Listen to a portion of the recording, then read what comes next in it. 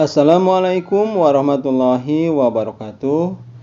Sahabat-sahabatku, selamat berjumpa lagi dengan saya Effendi di Effendi Advocaten Channel, sebuah channel yang akan membahas masalah-masalah hukum dan sosial yang diulas secara populer. Sebelum saya lanjutkan, saya nukilkan sebuah perkataan dari Ali bin Abu Thalib yang berbunyi, kejahatan yang terorganisir akan mengalahkan kebaikan yang tidak terorganisir. Untuk itu, mari orang-orang yang baik semuanya, para YouTuber, para netizen, dan masyarakat untuk semangat terus mengawal kasus Subang ini sampai terungkap. Jangan sampai kebaikan kalah oleh kejahatan.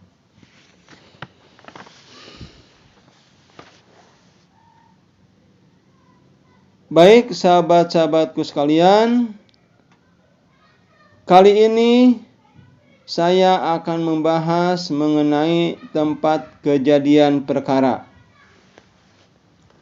Saya kutip dari desjakbar.com tanggal 7 November tahun 2021 sebagai berikut.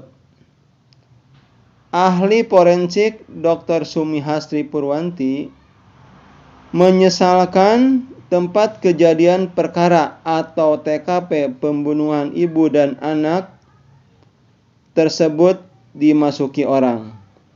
Dengan dimasuki orang, katanya secara teknis sudah menjadi sama dengan diacak-acak, sehingga akan membuat pengungkapan kasus pembunuhan tersebut menjadi lama.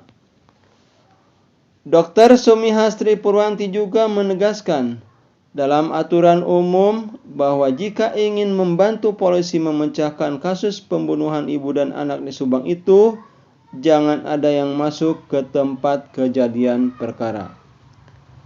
Sahabat-sahabatku,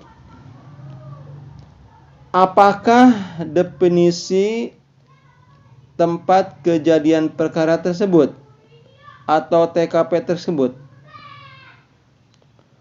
TKP adalah tempat di mana suatu tindak pidana dilakukan atau terjadi, dan tempat-tempat lain di mana tersangka dan atau korban dan atau barang-barang bukti yang berhubungan dengan tindak pidana tersebut dapat ditemukan. TKP ini biasa ditandai dengan adanya garis polisi atau polisi line, yaitu garis batas polisi berwarna kuning bertuliskan polis line berwarna hitam. Salah satu tujuan adanya polis line ini adalah untuk mengamankan lokasi agar aparat hukum lebih mudah untuk melakukan penyelidikan dan atau penyidikan. Dari TKP ini nanti dapat ditemukan dengan istilah lain adalah teori bukti segitiga, yaitu hubungan antara tiga unsur masing-masing antara pelaku kejahatan, korban kejahatan, dan barang bukti yang saling berinteraksi pada suatu peristiwa pidana di TKP. Baik, selanjutnya kita bahas mengapa TKP bisa rusak. TKP bisa rusak, penyebabnya bermacam-macam. Di antaranya adalah faktor alam, kemudian iklim dan cuaca, kemudian faktor hewan, kemudian binatang buas, bakteri, dan amuba, dan kemudian adalah faktor manusia. Faktor manusia di antaranya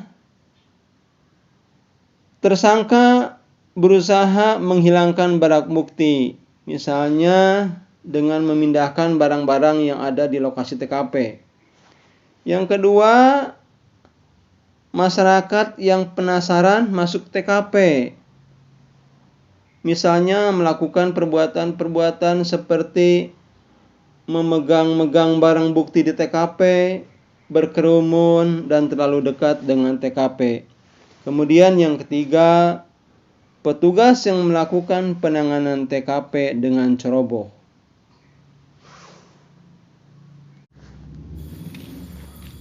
Nah, apakah benar TKP kasus Subang sejak awal sudah rusak? Jawabannya bisa dilihat dari jejak digital dan pemberitaan selama ini.